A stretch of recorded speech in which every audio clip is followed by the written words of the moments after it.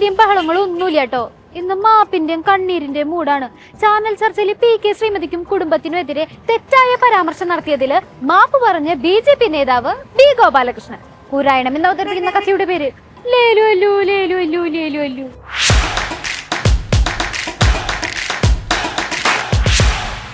ഒരു കഥ ചൊല്ലട്ടുമാ.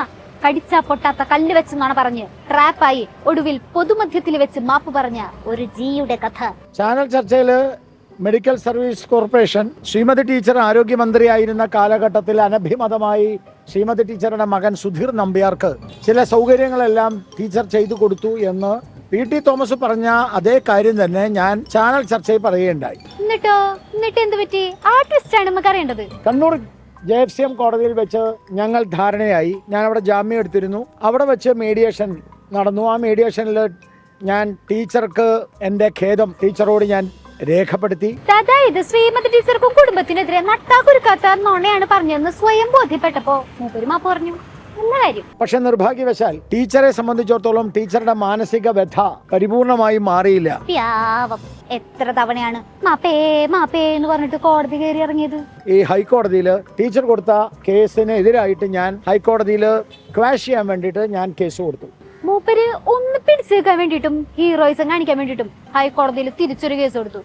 എന്നിട്ട് എന്ത് അവിടെയും പണിപാളി. നീ എവിടെ പരിപാടി അവതരിപ്പിച്ചാലും ഇത് തന്നെയാണല്ലോ നിന്റെ വിധി. ഞാൻ ഈ കാര്യം കണ്ണൂരിൽ വെച്ച് മീഡിയേഷനിൽ വെച്ച് പറഞ്ഞതാണ്. ടീച്ചർ അതിൽ തൃപ്തിയായില്ല. ടീച്ചർ പറയുന്നത് അത് കുറച്ചുകൂടെ നന്നായി പറയണം. ഞാൻ പറഞ്ഞു കുറച്ചുകൂടെ നന്നായി പറയാം. ഈ മാപ്പ് ഇഷ്ടപ്പെട്ടില്ലേ? എന്നാ കുറച്ചും കൂടെ നന്നായിട്ട് വേറെ മാപ്പ് പറയാന്ന്. പിന്നല്ല, മാപ്പവകാശം പൂർവികരായിട്ട് കൊണ്ടെടുക്കുന്ന ടീംസ് അല്ലേ. ആ അവകാശം ആ ആചാരം വേറെ ആർക്കും അവര് വിട്ടുകൊടുക്കില്ല. എത്ര വേണമെങ്കിലും മാപ്പ് പറയാം. എന്താ ഗോപാലേട്ടാ? ടീച്ചർക്ക് ഉണ്ടായിട്ടുള്ള ഒരിക്കൽ കൂടെ ഞാൻ ഒരിക്കൽ പറഞ്ഞതാണ്. ടീച്ചർ ഒന്നും കൂടി തൃപ്തി ആയിക്കോട്ടെ വീണ്ടും പറയുന്നു. ടീച്ചർക്ക് ഉണ്ടായിട്ടുള്ള മാനസിക വിഷമത്തിൽ ഞാൻ ഖേദം രേഖപ്പെടുത്തുകയാണ്. അങ്ങനെ പറഞ്ഞു പോയ തെറ്റിന് പലതവണ മാപ്പ് പറഞ്ഞ് കാര്യങ്ങളൊക്കെ കോംപ്ലിമെന്റ്സ് ആക്കി. എനിക്ക് തോന്നുന്നു ടീച്ചർക്ക് പരിപൂർണമായിട്ടുള്ള വിഷമങ്ങളൊക്കെ മാറിയിട്ടുണ്ടാവും അല്ലേ ടീച്ചറെ? അപ്പൊ ടീച്ചർ ഞാൻ തമ്മിൽ യാതൊരു പ്രശ്നങ്ങളുമില്ല. ഓക്കെ, എന്നെ അനുഗ്രഹിക്കണം. തീർച്ചയായിട്ടും നമ്മളെല്ലാം സഹോദരങ്ങളാണല്ലോ. അദ്ദേഹത്തിന് പറ്റിയിട്ടുള്ള തെറ്റ് അദ്ദേഹം തന്നെ സ്വയം ഏറ്റുപറഞ്ഞു. അദ്ദേഹം ക്ഷമ ചോദിച്ചു. ഒന്നുറങ്ങി എണീറ്റപ്പോഴത്തേക്കും ഗോപാലേട്ടന്റെ മൂടങ്ങ് മാറി. മാപ്പ് പറഞ്ഞതിന്റെ പേരില് പുള്ളി ഏറി കയറിയില്ലേ, അതോടെ മൂപ്പരുടെ ഈഗോ ഹേർട്ടായി. ഏത് കാരണവശാലും ഒരു സ്ത്രീയുടെ കണ്ണുനീർ വീഴാൻ പാടില്ല എന്ന എൻ്റെ രാഷ്ട്രീയ ബോധവും രാഷ്ട്രീയ പഠനവും അതിൻ്റെ അടിസ്ഥാനത്തിൽ ഞാനെടുത്ത ഒരു തീരുമാനമാണ്. കേരളത്തിൽ മാതൃകയായിക്കോട്ടെ എന്ന എൻ്റെ ഒരു തീരുമാനമായിരുന്നു എൻ്റെ ഖേദപ്രകടനം. അത് എൻ്റെ ഔദാര്യമാണ്, ആരും പറഞ്ഞിട്ടല്ല.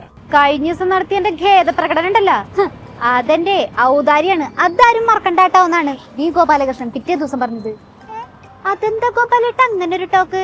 ഇത് കോടതി വഴി വന്ന കേസല്ലേ? വളരെ വിഷമത്തോട് സംസാരിച്ചപ്പം ടീച്ചറുടെ മാനസിക വ്യഥയെ ഞാൻ മുന്നിൽ നിർത്തിക്കൊണ്ട് ആ മാനസിക വ്യഥ ടീച്ചർക്കുണ്ടായതിൽ ഞാൻ ഖേദിക്കുന്നു എന്ന് പറയുകയുണ്ടായി.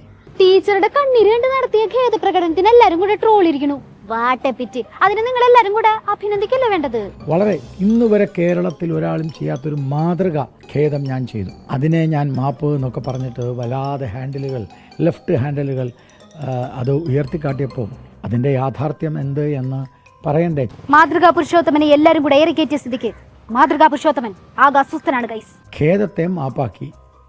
ഞാൻ എന്തോ വലിയ തെറ്റ് ചെയ്തു. കോടതി പറഞ്ഞിട്ട് കോടതിയാണ് എന്നെ കൊണ്ട് ചെയ്യിപ്പിച്ചത്. അരുൺകുമാർ എന്ന് പറയുന്ന വക്കീൽ, ആ വക്കീലാണ് ചെയ്യിപ്പിച്ചത്. സത്യം പറഞ്ഞാൽ ഈ അരുൺകുമാറിന് ഇതുമായിട്ട് ഒരു ബന്ധവുമില്ല. ഓ ഐ സി. അഭിഭാഷകനോ കോടതിയൊന്നും പറഞ്ഞിട്ടില്ല. എന്റെ നല്ല മനസ്സുകൊണ്ടാണ് ഞാൻ ഖേദം പ്രകടിപ്പിക്കുന്നതെന്നാണ് ഗോപാലകൃഷ്ണൻ പറയുന്നത്. ആണോ? ഒരു മിനിറ്റ്, എന്തോ ഒരു വാർത്ത വരുന്നുണ്ട്. വെയിറ്റ്. PK ശ്രീമതിയോട് BJP നേതാവ് B ഗോപാലകൃഷ്ണൻ ഖേദപ്രകടനം നടത്തിയത് കോടതി നിർദ്ദേശത്തെ തുടർന്നെന്ന് രേഖകൾ. ഖേദം പ്രകടിപ്പിക്കാമെന്ന് ഗോപാലകൃഷ്ണൻ ഒപ്പുവെച്ച രേഖയാണ് പുറത്തു വന്നത്. ഗോപാലേട്ടാ, നേരത്തെ എന്തുട്ടായിരുന്നു പറഞ്ഞത്? ഞാൻ ആരോടും മാപ്പ് പറഞ്ഞിട്ടൊന്നുമില്ല. ഞാൻ ഖേദം പ്രകടിപ്പിക്കുകയാണ് ചെയ്തത്. അതും എന്നോടാരും പറഞ്ഞിട്ടില്ല. ഞാൻ എന്റെ നല്ല മനസ്സുകൊണ്ട് ചെയ്തതാണെന്ന്. എന്നിട്ട് പുറത്തു വന്ന രേഖ എന്തുട്ടാ? കോടതി പറഞ്ഞിട്ടല്ലേ ഖേദം പ്രകടിപ്പിച്ചത്.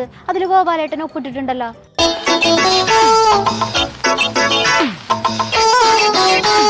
ഒന്നേറി കയറിയതിന്റെ ക്ഷീണം മാറ്റാൻ വേണ്ടിട്ടായിരുന്നു മൂപ്പര് നല്ല പിള്ള ചമയാൻ നോക്കിയത്.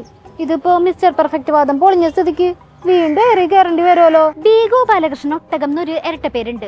മെക്കയിൽ ഒട്ടകത്തിനെ കൊല്ലില്ല എന്നുള്ള അദ്ദേഹത്തിന്റെ അറിവ് ചാനലിൽ പറഞ്ഞപ്പോ മെക്ക എന്നുള്ളത് ചെറുതായിട്ട് സൗദി അറേബ്യ എന്ന് മാറിപ്പോയി. അങ്ങനെയാണ് ഒട്ടകം എന്നുള്ള പേര് വന്നതെന്ന് പുള്ളി തന്നെ ചാനലിൽ പറഞ്ഞിട്ടുണ്ട്. ഇത് ഒട്ടകം എന്നുള്ള പേര് മാറിയിട്ട് ഓന്തെന്നുള്ള ഇരട്ട പേര് വീഴുമെന്നുള്ള ടെൻഷനിലാണ് അണികള്. അല്ല, എത്ര പെട്ടെന്നാണ് നിറം മാറുന്ന പോലെ പറഞ്ഞതിന്ന് മലക്കം മറിയണത്. ഇടതുപക്ഷി ഇപ്പൊ പണ്ടത്തെ ഇടതുപക്ഷം അല്ലാട്ട മക്കളെ, അവരിപ്പോ ആകെ മാറിപ്പോയില്ലേ. എന്തിനെ എതിർത്തിരുന്ന അവരിപ്പോ ലാഭം കിട്ടുന്ന പരിപാടിയാണെങ്കിൽ എല്ലാം ഇങ്ങോട്ട് പോന്നട്ടെ. അങ്ങനെയാണ് കോൺഗ്രസ് പറയണത്. സ്വകാര്യ സർവകലാശാലകൾ സംസ്ഥാനത്ത് വരുന്നതുമായി ബന്ധപ്പെട്ട ഒരു ബില്ലും അവതരിപ്പിച്ചിരുന്നു. പല കാര്യങ്ങളിലും നമുക്ക് ഒരു ജനത എന്നുള്ള നിലയിൽ പിടിച്ചു നിൽക്കണമെന്നുണ്ടെങ്കിൽ കാലാനുസൃതമായ മാറ്റങ്ങളിലൂടെ പോയേ തീരൂ. നല്ല കാര്യത്തിന് വേണ്ടിയിട്ടുള്ള നിലപാട് മാറ്റം നല്ലതാണ്. പക്ഷെ അന്തകാലത്ത് നിർഗളായിട്ട് ഒഴുകുന്ന പ്രസംഗം മാത്രമല്ലല്ലോ, കയ്യാങ്കളി ഉണ്ടായിരുന്നല്ലോ. മുൻ ഇന്ത്യൻ അംബാസിഡർ ആയിരുന്ന TP ശ്രീനിവാസനെ SFI പിള്ളേര് അടിച്ചു നിലത്തിട്ടത് ഓർമ്മയുണ്ടാ? എന്തായാലും കാലം എത്ര കഴിഞ്ഞില്ലേ. അവരൊക്കെ പറഞ്ഞ കാര്യം തന്നെയാണ് ശരിയെന്ന് മനസ്സിലാക്കി നിങ്ങൾ സ്വകാര്യ സർവകലാശാല വിഷയത്തില് നിലപാട് മാറ്റുകയും ചെയ്തു.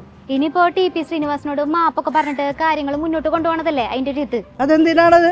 ആ കാലഘട്ടത്തിൽ എടുക്കേണ്ട നിലപാട് ആ കാലഘട്ടത്തിൽ എടുത്തു. മാപ്പോ അതിന്റെ ആവശ്യമൊന്നുമില്ല എന്നാണ് അവരിപ്പോഴും പറയണത്. അത് പിന്നെ അങ്ങനെയാണല്ലോ, ആദ്യം എതിർത്ത് പറയാ, പിന്നെ കുറേ കാലം കഴിയുമ്പോ ബോധോദയം ഉണ്ടാവാ. വെറുതെ അല്ല കഴിഞ്ഞ ദിവസം ശശി തരൂര് പറഞ്ഞത്, ഒരു ദിവസം കമ്മ്യൂണിസ്റ്റുകാര് 21ാം നൂറ്റാണ്ടിലേക്ക് പ്രവേശിക്കും, പക്ഷെ അത് 22ാം നൂറ്റാണ്ടിലായിരിക്കുന്നു. എല്ലാ കാര്യവും വൈകിയല്ലേ ഇവര് പറയുള്ളൂ. അദ്ദേഹത്തിന്റെ പോസ്റ്റ് കറക്റ്റ് ആണ്, ശശി തരൂരിന്റെ പോസ്റ്റ്. വൈകിയാണെങ്കിലും അവർ ഈ വിഷയത്തിൽ ശരിയായിട്ടുള്ള നിലപാടെടുത്തില്ലേ, അതോർത്തെങ്കിലും നമുക്ക് ആശ്വസിക്കാം. ഇതിപ്പോ സർവകലാശാലയായിട്ട് ബന്ധപ്പെട്ടിട്ടുള്ള വിഷയല്ലേ. നിങ്ങളുടെ വിദ്യാർത്ഥി സംഘടനകൾക്ക് വേറെ പ്രശ്നമൊന്നുമില്ലല്ലോ അല്ലേ? വിദ്യാർത്ഥി സംഘടനകൾക്ക് ഓരോന്നിനും അവരവരുടെ പൊസിഷൻ ഉണ്ടാവും, അതനുസരിച്ച് അവര് നിലപാട് സ്വീകരിക്കുന്നുണ്ടാവും. ആണല്ലേ, എന്നാ അവരുടെ നിലപാട് കാണിച്ചു തരാം. അങ്ങോട്ടൊന്ന് നോക്കൂ.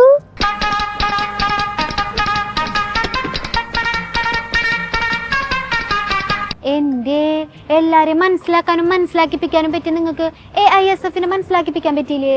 AISF-നെയൊക്കെ വിളിച്ച് സംസാരിച്ചിട്ടുള്ളതാണ് പലവട്ടം. നമ്മുടെ വിദ്യാഭ്യാസ പരിഷ്കാരങ്ങളെ കുറിച്ച് ബോധ്യപ്പെടാത്ത പ്രശ്നമൊന്നും ഉണ്ടാവില്ല. ആണോ? പക്ഷെ ബോധ്യപ്പെട്ടിട്ടും അവര് നിയമസഭയിലേക്ക് തന്നെ മാർച്ച് നടത്തിയത് എന്തുകൊണ്ടായിരിക്കും? അത് അവരോട് തന്നെ ചോദിക്കല്ലേ നല്ലത്. എന്തുകൊണ്ട് നിങ്ങൾ മാർച്ച് നടത്തി എന്നുള്ളത് എന്നോട് ചോദിക്കുന്നതിനേക്കാ നല്ലത്. നിങ്ങളുടെയൊക്കെ പിന്തലമുറക്കാരല്ലേ, അപ്പൊ പിന്നെ ആദ്യം എതിർക്കാണ്ട് എവിടെ പോവാൻ?